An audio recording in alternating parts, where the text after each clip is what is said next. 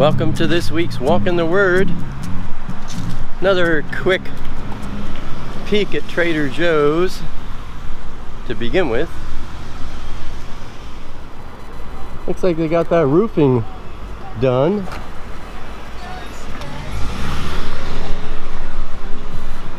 Traffic as usual.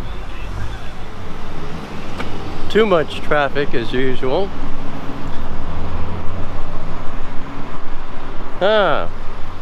They put some macadam down.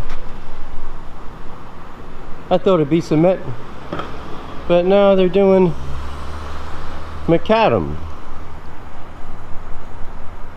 That's kind of strange looking, actually. Oh, okay. Part of the new parking lot. Oh, look, they took all the plant life out of here. You know, I kind of thought that they would reconfigure the parking lot, at least here, because this opening on the extreme right, as I told you last week, that's where the big tractor trailer trucks come and they have to back in. And I was wondering about that because over here they had a lot of plants and the curb was running around. So yeah, they're clearing all this out for that. And last week when he gave me the nickel tour, we went in through those truck doors there, went all the way back, and behind this other storefront. You know, initially I thought, let's see, I want to try and get Trader Joe's. It's hard to see when I'm shooting, but I thought that was going to be the liquor store. He says no, that'll be leased out to who knows who, and the liquor store is around the front. But we went in through the tractor trailer door here, and then we made a left and we went behind this storefront all the way over to the Trader Joe's area up front. And I'm still curious because one time I went in the front doors, and if you watch that one, you'll remember there was a metal track of some kind that ran, I don't know, 40-50 feet, and it was recessed into the floor. I thought, I didn't say this in the video, but since then I thought, oh, the cash registers. But when he took me in, I couldn't detect anything. I asked him about it. He didn't know what I was talking about. And like I said, we went in the back end behind this storefront. And when we got to the big section that's all of Trader Joe's, you remember all the flooring was tore out? It was just dirt, right? That had all been redone. And I had to wipe my feet before we entered because it's a special cement. It was scored in like 2.5 foot square forms, and special cement. Gonna put a special sealer on it and everything. So I don't know, we'll see that if I ever go in the store. But once again, that's enough of a shot of it. It's getting pretty cleaned up. They made a new curb and a new sidewalk, and obviously, oh look, you know, Abba, the dumpster for Abba's been here since day one. But obviously now they're starting to tear up the macadam.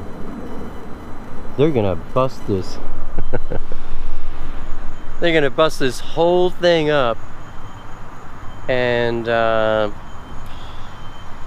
lay out a whole new parking lot. Wow. Alright, let's go for our walk in the Word. Well, I don't know, you know, the one thing that seems to be on my mind a lot past couple of days is how people measure the worth of other people according to the things of this world.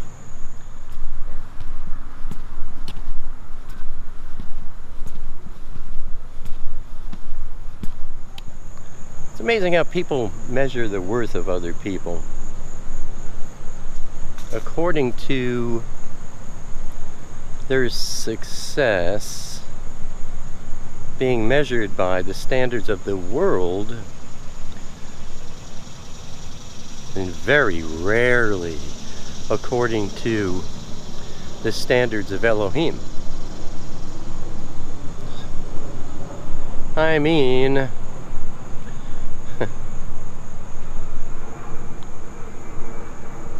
I was in the music business for 35 years, full-time, performing all over the place. Had record deals and recorded in some really cool studios with some great musicians and so on. There are people who would think that my musical career was a failure because I never had a hit song, or I never had a big record deal with hit songs, not knowing that I had those things more than once or twice and turned them down.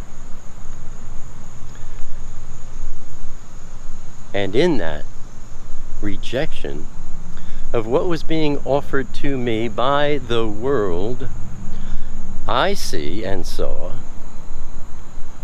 success on my part. I don't know, you know, there's something that I find very odd about myself, because ever since I was even a little boy, I always measured the value of things. I always measured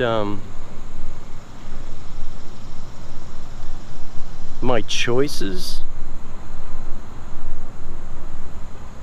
on my relationship with Elohim and on my place in eternity. Never on my relationship with people in the world or the things of this world, this short life. Never made sense to me to do that. And I never noticed.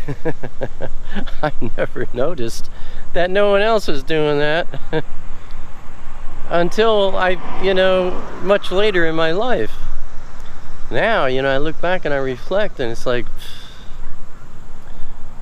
I've learned things about friends that I had, decisions they made in certain circumstances that I found shocking. It's crazy.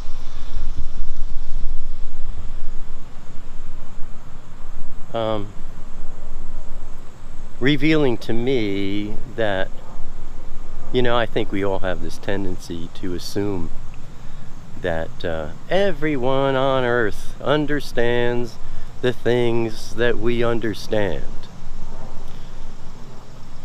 Especially when you're younger, you think that.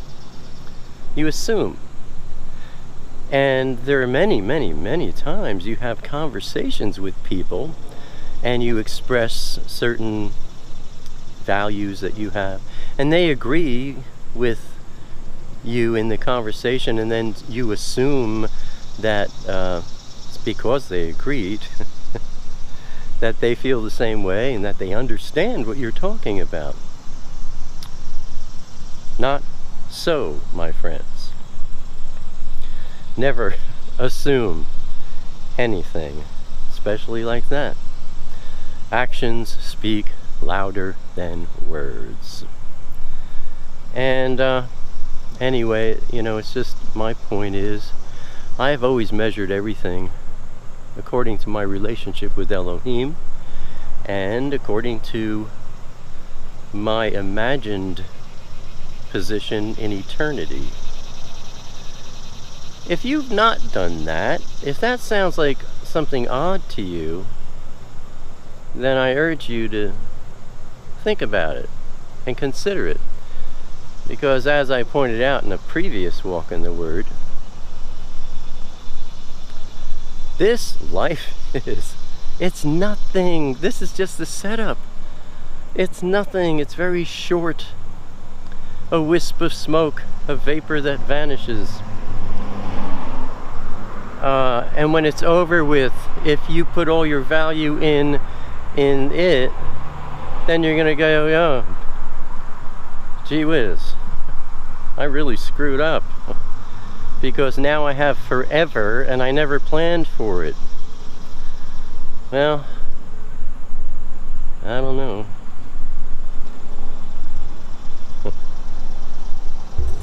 By the way, I have 2 books.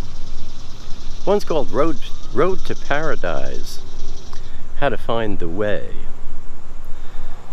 Kind of like 2 parts. Road to Paradise is each chapter is a story I tell. Some of them are very funny, about how Elohim revealed himself to me throughout my life. Starts with me at the age of 4 or 5 and goes on. And then the second part of the book is how to find the way. The way.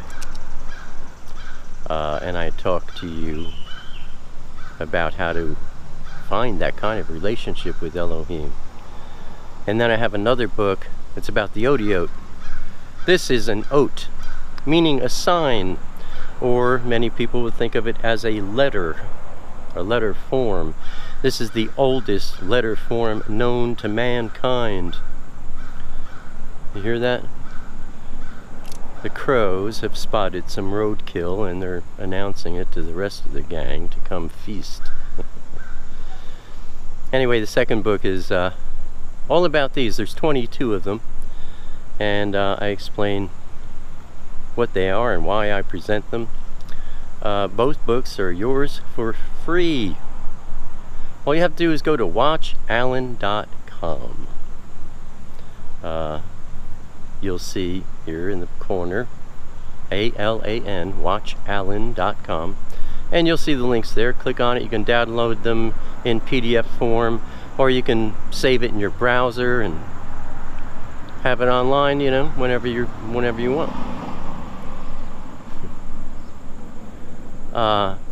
These things will help you gain an understanding of how to look at your life in the sense of eternity, and to measure it by the things that really do matter. That's our walk in the Word. Till next week, Abba willing. Shalom, my friends.